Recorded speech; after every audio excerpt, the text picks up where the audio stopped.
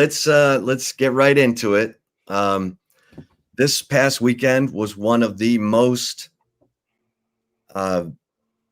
active recruiting weekends in Texas Longhorns football that I can remember in my 30 years covering Texas. Take us through it.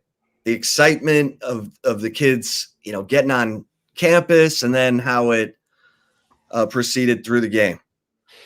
Yeah, it was. I haven't seen an atmosphere like that. I mean, in my time covering Texas recruiting, and really my time being around Texas football, I mean that pregame atmosphere was certainly electric, and Texas did a really good job of setting that all up. But really, I mean, I got down to campus, I think at like 11:30 or 12, and all day it was just a steady stream of recruits showing up. Obviously there's three official visitors. Those guys, those visits started on Friday. So, guys like Jonah Williams, Justice Terry, and Joseph Mbachu were on campus from Friday through Sunday. So they got in earlier, but we started seeing kids start to arrive around 11. I know right when I walked up, Jamie French, the Texas 5-star wide receiver commit, Zalis Hicks, the 2026 safety, and Nick Brooks, can't really miss him anywhere. The 4-star offensive tackle from Georgia, they all were walking into the facilities.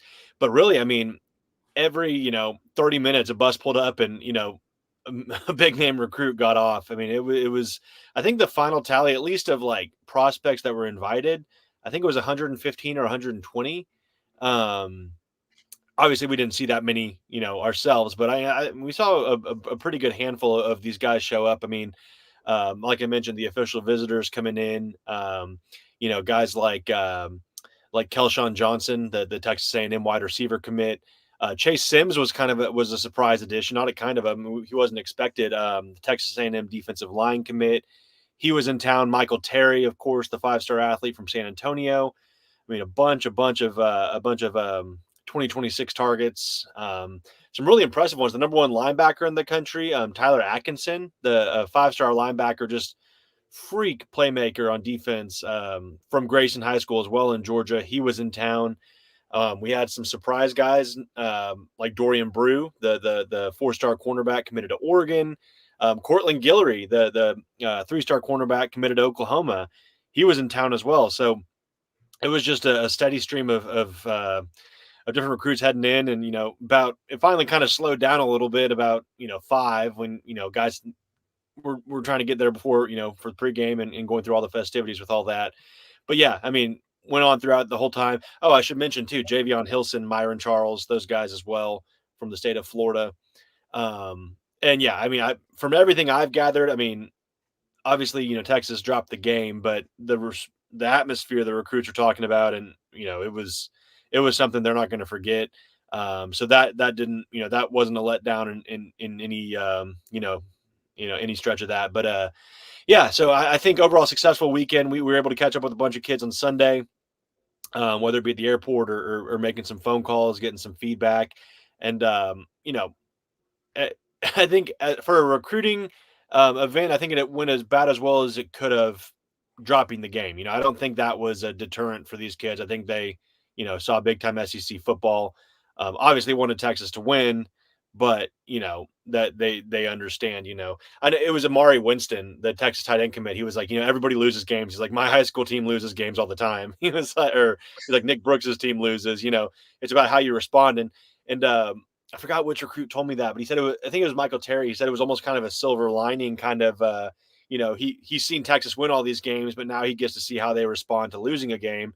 And he said seeing the guys, pick each other up in the locker room, he said that was, a new way to look at it. And he thought that was, impressive, in its own way. So I think a good weekend overall for Texas. You want the win, but I think they still impressed a lot of kids. Yeah, Hank, kind of go into detail a little bit about how those Saturdays go for the coaching staff, because you still got to focus on the game, but you have so many players coming in. Steve Sarkisian, he was on, game day, and McAfee, and just so many different responsibilities. How do you balance all of that, and which coaches can kind of take more time to be with the players than maybe some of the other coaches that have to focus on the game plan and the game they got to get ready for? Yeah, and I think this weekend is a prime example of why you like to have your official visitors in the summer or in the time of the year when you can really dedicate more time to them, because you really do want to be able to sit down, spend a lot of one-on-one time with them, distraction free, where you're not having to do all these other obligations. So I think Texas still does a really good job of balancing it, but it's a really one of those weekends where you have to lean on your support staff. And the coaches were in the facilities all day. They were greeting everybody coming in. They're doing campus tours. They're doing what they could. But yeah, at some point, you have to, you got a top 5 massive regular season game to play. So really, you see a lot of the, the support staff people, guys like Brandon Harris or J.M. Jones, Taylor Searles, really kind of, and they're always working hard regardless. But I think you obviously lean on them a little bit more in these kind of situations where you have so many people to account for, to at least make sure there's some hosting going on, and saying hi, doing your tours, meeting with the coaches. But I think they've worked out a really good schedule. Texas obviously has a lot of people to help out, and almost one recruit was saying the Texas brand recruits itself. It's like there's not even a lot of recruiting you have to do. Just go sit in the crowd and watch that game. See the light show, see the crowd, see the football, see the reactions and everything. And you don't need to go have a 30-minute sit down conversation with a coach to kind of get a feel for what Texas football is. So, but yeah, I mean, you really got to lean on your whole staff. Obviously you want to kind of you center in on the guys you really need to talk to. Obviously, the official visitors, your big name recruits like Javion Hilson, Michael Terry, Kelshawn Johnson, those guys, and make sure you set aside some time for them. But again, it's a tough weekend, and that's why I think that they like to host these bigger events in the summer. But at the same time, the game day atmosphere too is also a special selling point as well. Hank, who do you think, based on your conversations, who do you think Texas gained ground with among the uncommitted or committed elsewhere crowd?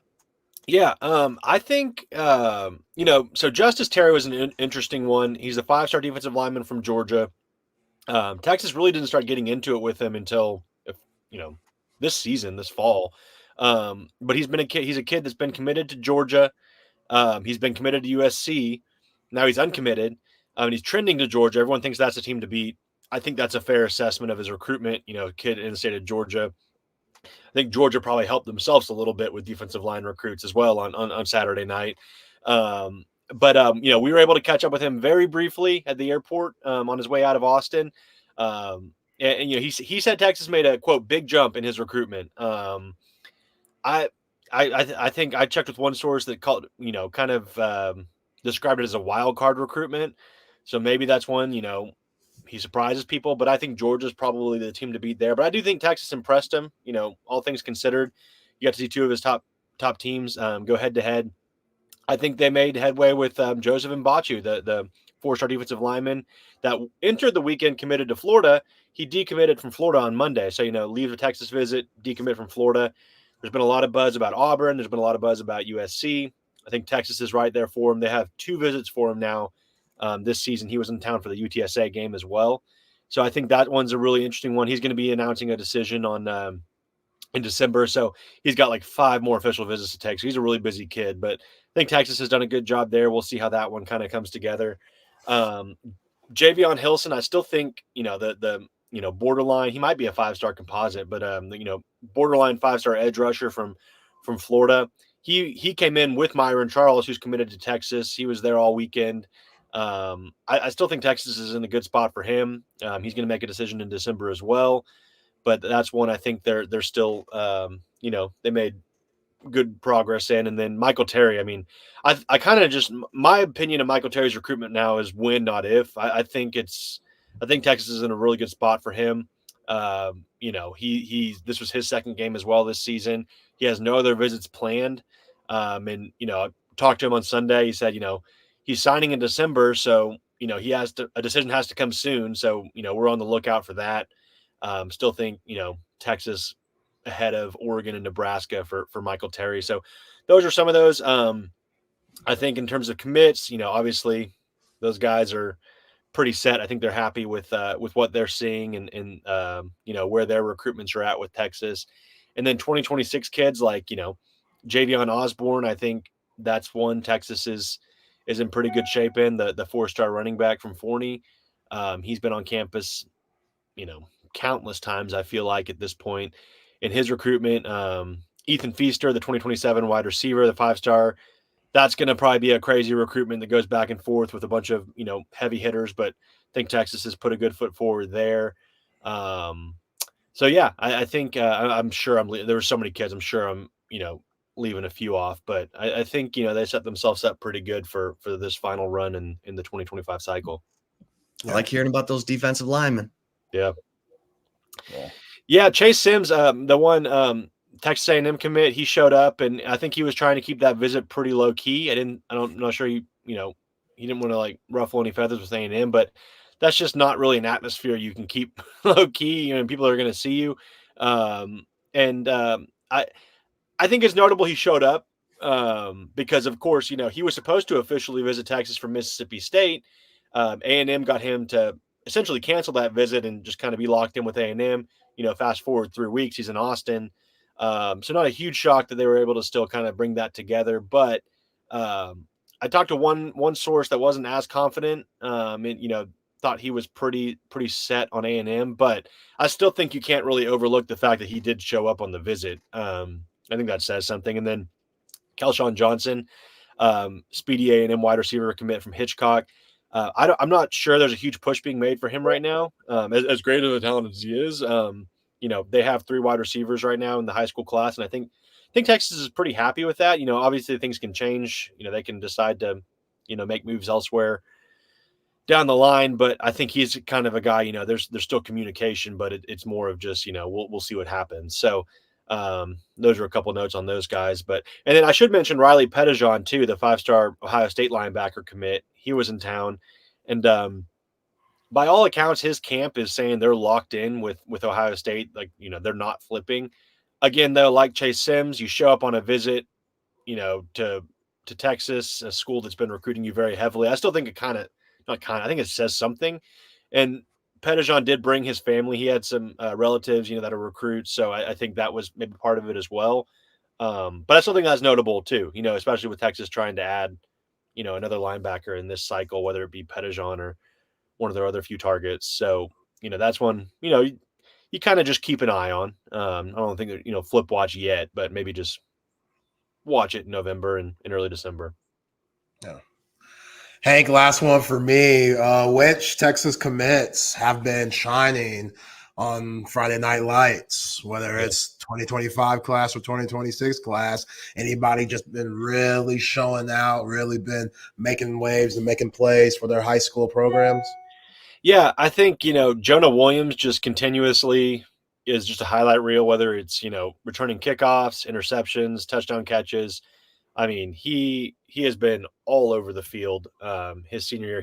We just did our rankings updates, and I want to say he moved up a couple spots. He was already, he was the number 7 recruit in the country. So it's like, I think we moved him. Now I need to know because I'm curious. My rankings aren't showing up right now. Well, yeah, he's like number 6 or 7 right now, but he's been incredible. Jamie French recently came back from injury. He was a guy that, obviously makes plays every Friday night. I should mention, who I should mention is the 2 running back commits, James Simon and Ricky Stewart. Those guys have been putting up insane video game numbers. Bo Barnes, the linebacker commit from Dallas Skyline. He started off the season on a tear. He recently got a big bump as well in the rankings. I think he's up to number like 80 in our rankings, but he's like number 60 in the country in the 24/7 Sports composite. But he's been doing like 15 tackles a game, couple sacks a game. He's all over the field. Exactly what you want to see in your middle linebacker recruits. Other guys, both quarterbacks. KJ Lacey's like number 6 in Alabama State history in touchdown passes for his career. So, and he's missed a few games too this season with injury. He's back healthy, just slinging around. I think he threw, I don't have his stats pulled up. I think he threw 5 or 6 touchdowns this past weekend. So, Saraland's one of the powerhouses in the state of Alabama. And without Ryan Williams, that's been kind of a big question with KJ Lacey is what was, how much was Ryan Williams contributing to his success? And obviously a lot, but, he's doing fine without Ryan Williams as well.